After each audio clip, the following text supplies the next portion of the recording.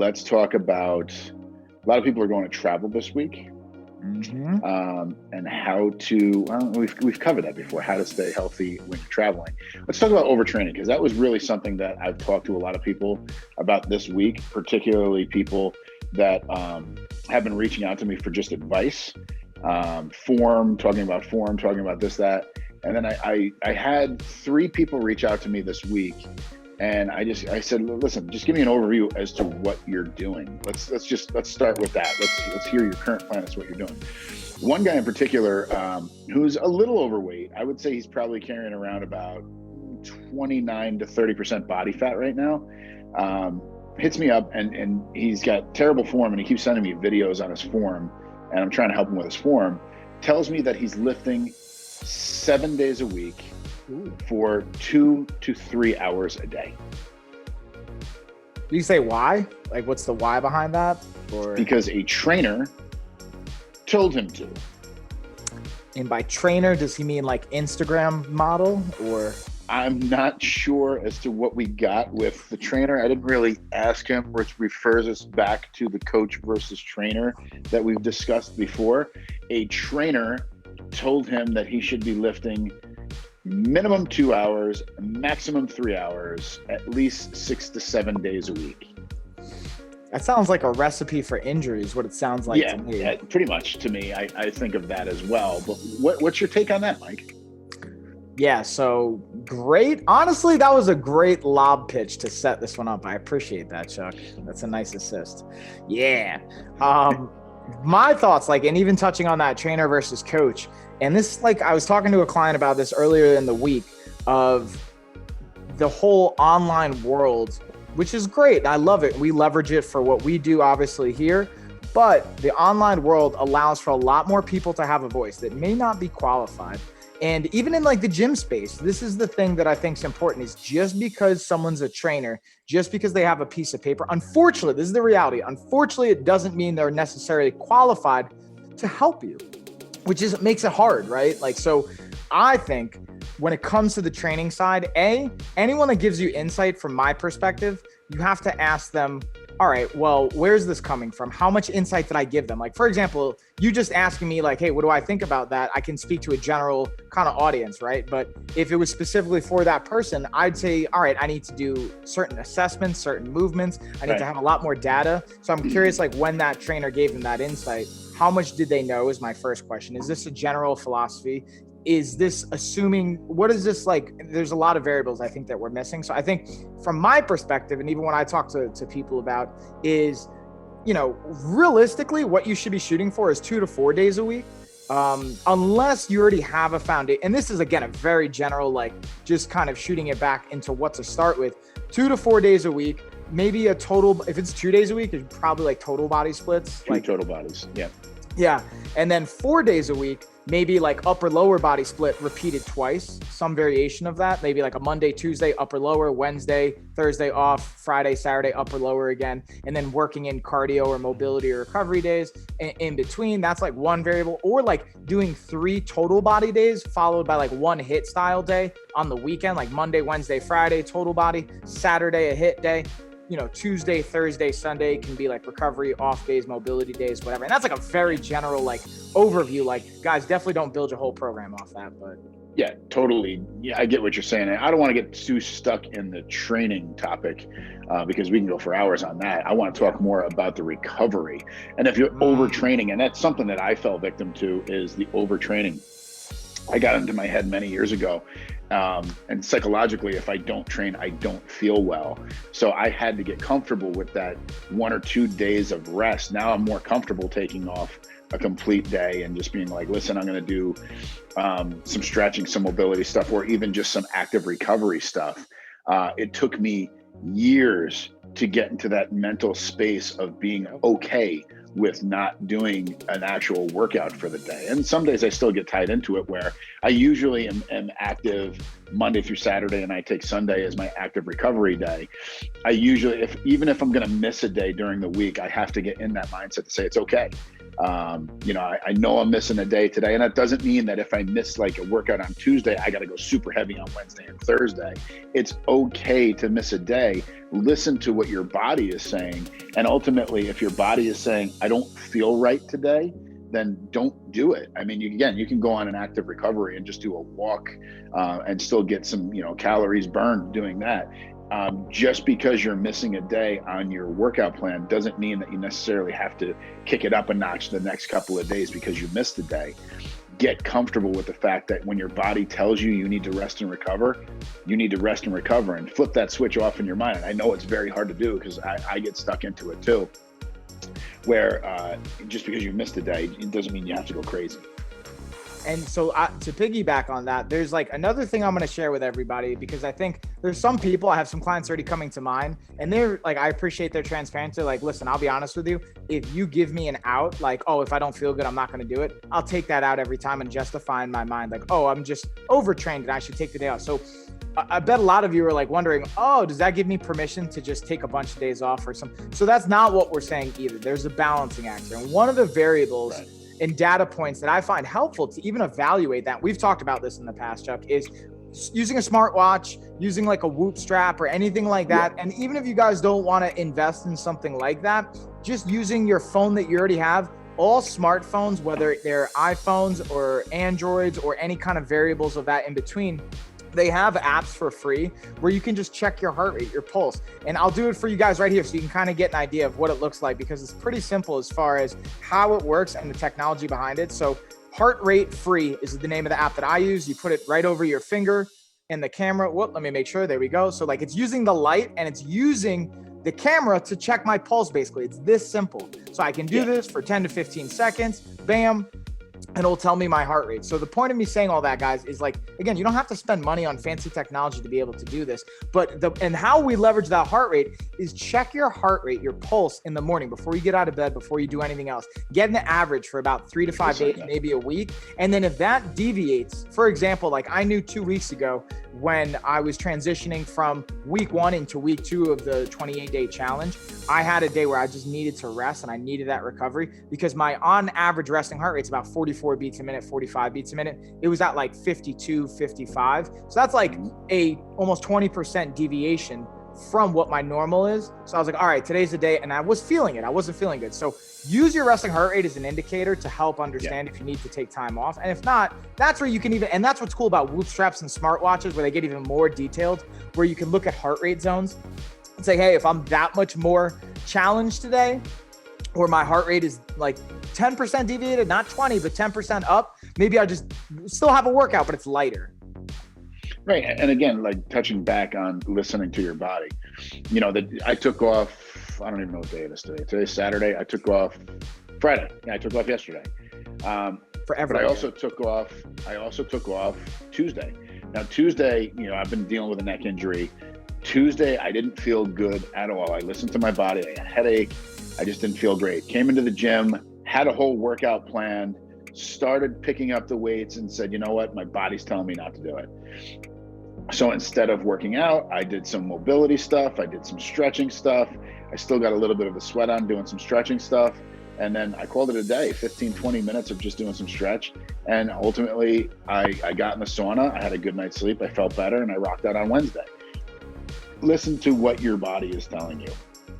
The best advice I can give you, if you don't want to invest into smart technology to look at your heart rate, you got it on your phone where you can look at your heart rate for free, but ultimately listen to your body. And it doesn't mean that, again, what you said, I'm going to take an entire week off because I'm just not feeling it. It's also how driven you're going to be, how driven you are to meet your goal.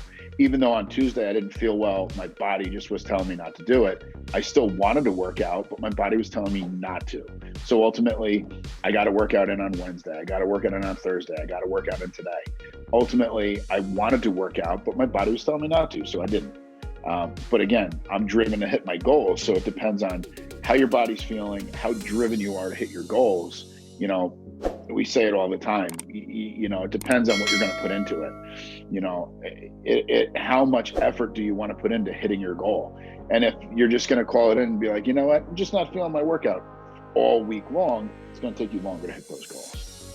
Yeah, and I think to piggyback on that, I know a lot of people probably either feeling this or can relate to this, that you notice your nutrition is very much tied to your training. So for example, if you train that day, your nutrition is going to be more on point than if you take the day off and then your nutrition starts to slip. And I know a lot of people, at least from conversations I've had with clients and just people in general, is I notice I don't want to take a day off, even if I know I need it, to your point, Chuck, of not wanting to lose that routine, not wanting to let nutrition slide. So what I think, and even going back to the discipline of it, even if you take the day off, doesn't mean you can't work on mobility. Like you were saying, Chuck, go for a walk, still invest the time and carve out that block of 20, 30, 40, whatever the amount of time is you have. So it keeps part of the routine. And that even can help facilitate from a psychological standpoint, making good nutritional choices, setting yourself up for success with maybe some more meal prep for the following day, or look at your calendar. And one thing I kind of will say is that when it comes to that overtraining component, people will say, like, I don't honestly, like, I find this interesting.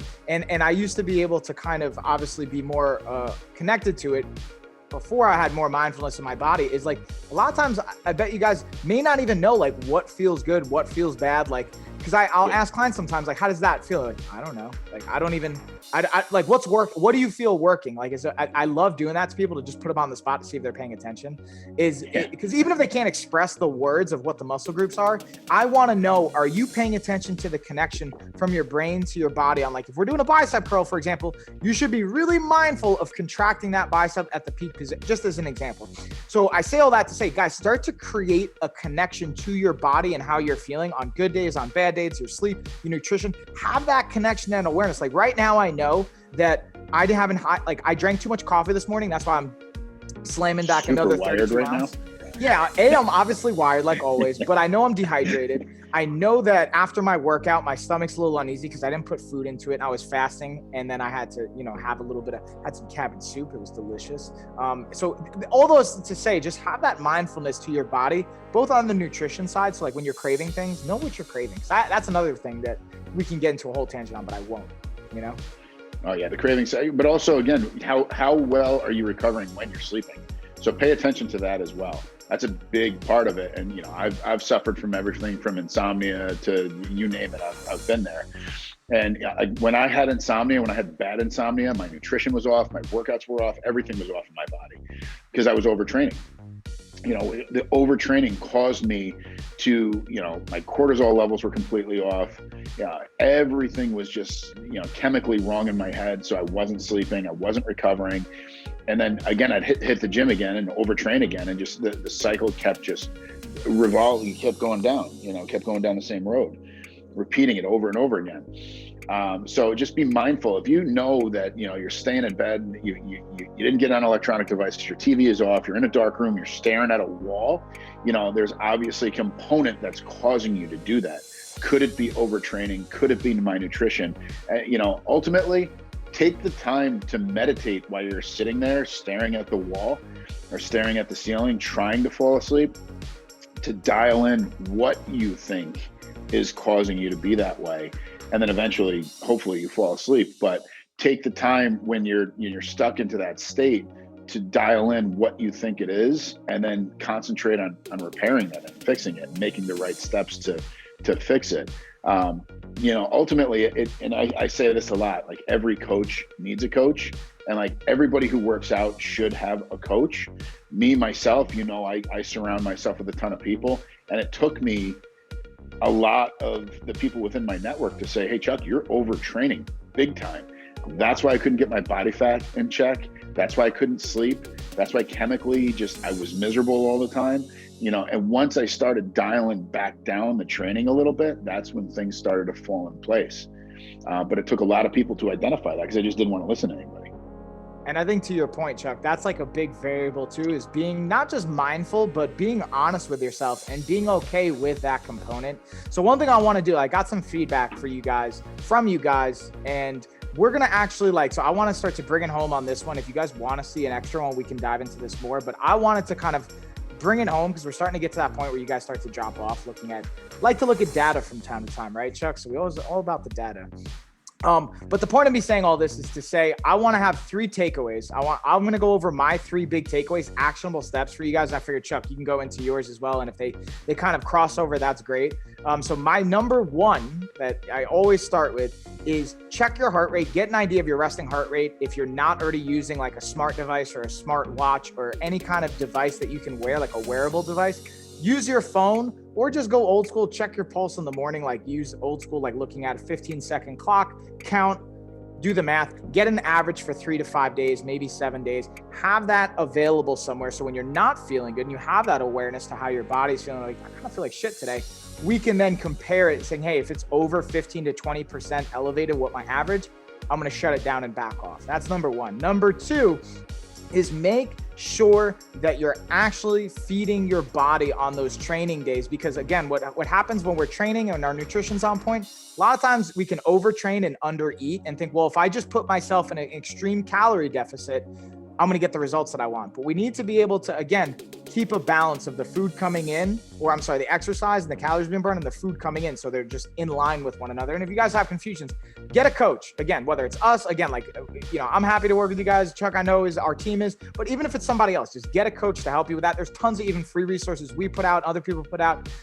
Do your research there. And then number 3, and this one to what you were kind of mentioning, Chuck, is prioritize sleep and being mindful of the choices that you're making around your sleep. Whether it's, I know if I drink coffee after 3:30, 4 o'clock, I'm screwed going to bed. It's not going to happen. Or if I train late at night, like this week, I had to do some sparring at Road Combat Club, had to remind the young pups what's up, just because I haven't been there and like sparring for a year.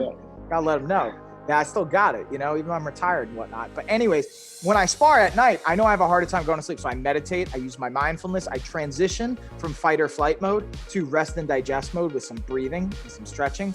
And then again, just have a good sleep routine and a sleep hygiene protocol that'll set you up for success. So those are my 3, the checking your heart rate, the finding a balance between your food and your nutrition to make sure you're fueling your body, and 3, making sure your sleep hygiene and protocols are on point. So those are my 3, Chuck. I want to kick it to you and hear what your 3 are too. My 3 are pretty much identical to yours, but number 1, be mindful as to how you're resting at night. So, kind of keep a diary as to how many hours of sleep that you got for that night. If you come in under 7 to 8 hours of sleep, so that's number 1, be mindful as to how many hours of sleep you're getting at night. If you're coming in under the 7 or 8 hours of sleep that you're supposed to be getting at night, number 2, be mindful of what you're putting in your body. So if we know we had a day that we only got maybe 3-4 hours of sleep, we don't want to go out and have like a cheat meal during that day, because what we put in our body is going to affect that chemistry of our body. And if we feel terrible because we didn't get enough sleep, now we're just compounding it by eating bad food choices throughout the day. It's going to make you feel worse. So if we have a day where we know we didn't get proper rest and recovery, don't go out by compounding it by eating fast food or making terrible food choices. And number 3, let's get a sufficient amount of hydration, a sufficient amount of water in our system to make sure we assist. There he goes, he's drinking the water. Unfortunately, I'm drinking coffee right now. I needed it. I'm sorry, just needed it. So we got to make sure that we're drinking sufficient amounts of water to help that rest and recovery kick in. If we're dehydrated after an entire day of not sleeping well, after not eating well, after overtraining, and then we're compounding it by not drinking enough water, we're never going to get the proper rest and recovery. And our body again goes into that domino effect where we continuously go down the same cycle. We don't want to do that. So make sure you're getting enough rest, sleeping well, we're eating the proper macronutrients, and we're getting enough water into our system throughout the course of the day. Pow! And if you guys can't take action on that, I don't know what to tell you, but you can always feel free to reach out to us with questions because we love talking about this stuff.